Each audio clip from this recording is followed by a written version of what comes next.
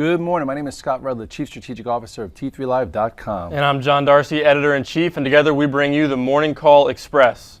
So Scott, yesterday we got a reversal after closing below the 8-day for the first time of the year. We got a reversal back, erased most of those gains yesterday. Did technicians see that one coming? Not at all. I think on that down day Monday, I definitely took some risk down. I exited out of some positions. I took my size down, instead of adding to it on the dip like everyone claims that they do so easily, which we don't.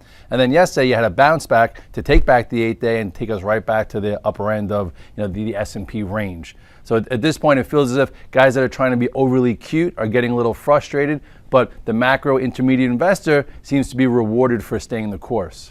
So what's your game plan here? Obviously the bias is long and we want to look to be long this market, but at what point are you going to be compelled to initiate new longs at these levels? Well, I think yesterday, midday, there were some entries in some key sectors that gave you add-on trades. If you look at the chart of the S&P first, you go to the spiders here, you will see that this is the faulty action that you were talking about. First red day, looked like we were going to take down the 8-day, closing the highs Friday, lows Monday, highs yesterday, where now I would like to see us do a little sideways work above 150. But all in all, you take a quick look, you have XLF at highs, you have stocks within that group at highs, you have IYTs, you have the industrials, you have all these groups that just continue to trend higher. And you just have to be comfortable about the positions you have and your entries that take place.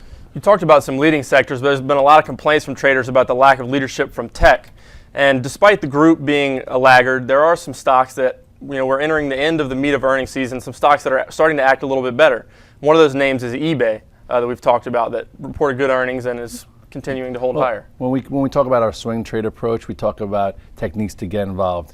Earnings behind us, stocks trending well. So if you don't want to overtrade, there are a few stocks that actually look good in tech that are trending. One is eBay. You go to the chart of eBay, you will see how it's trending, holding the 8-day. You look at high beta land, Google had a really nice move. This is your earnings gap continuing. Seems like it could take out the highs. You go to Qualcomm, another stock that had nice earnings, gap protected above the 8-day. And then you talk to the king of momentum, you have Netflix with big gap, near the highs. So overall, there are some stocks in tech that you could kind of just hold and let it trend until the trend severely changes. And those were stocks in tech that reported strong earnings and are forming upper level bases, but there's also bottoming patterns that we can look for in tech that provide potential reward.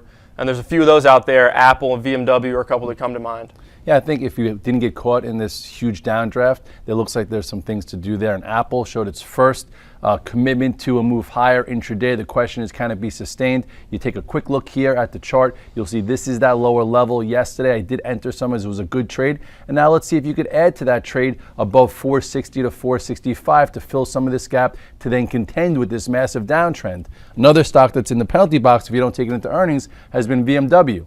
BMW used to be a market leader. Look at the highs here, crushed after earnings. You have a nice little wedge pattern. So for cash flow, above 80, you could see some upside. Below this 76, perhaps downside. So some things trend that you could stay with, and some things you have to time a little bit better.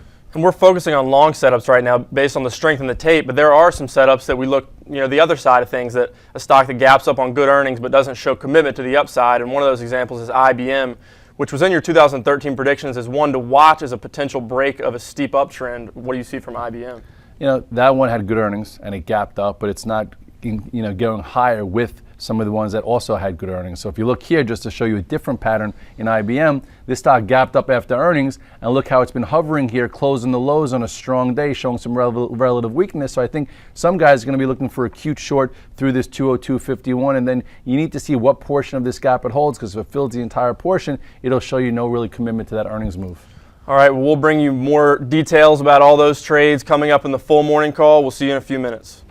I'm Evan Lazarus, Chief Knowledge Officer for T3Live.com. You don't become a great trader by watching videos and taking courses. You become a great trader through live screen time. Accelerate that learning curve by tapping into the experience of seasoned professionals. Currently, we're offering 5-day free trials to each of our 4 mentoring rooms. In the mentoring rooms, we teach our strategies in the context of the live market. To sign up for a free trial, go to the T3 Live education page, fill out the form, and get started when the next trading session begins. We hope to see you in one of our mentoring rooms.